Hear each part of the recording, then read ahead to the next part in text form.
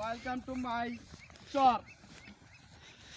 আমরা মাল নিয়ে গেছিলাম হলো রূপসর চরে, তো সেখান থেকে এখন যাচ্ছি হলো দোকানে ডাইলে পানি। তো ডাইলে বানি আর কুলায় না, এই জীবন আর চলে না, আমি শেষ। আর ওই যে মাল ঘুরা গাড়িতে যাইতেছে, আই পড়া 3 কিলো আই পড়ছে এই চরের ভিতর দিয়া, বালুর ভিতরে আর পা উঠে না, আর মনে হয় বাইতে যাওয়া হলো না।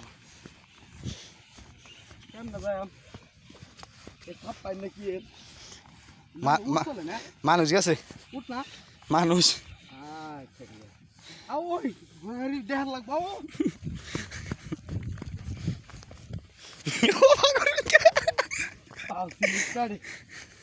আমাদের মাল আরেক গাড়ি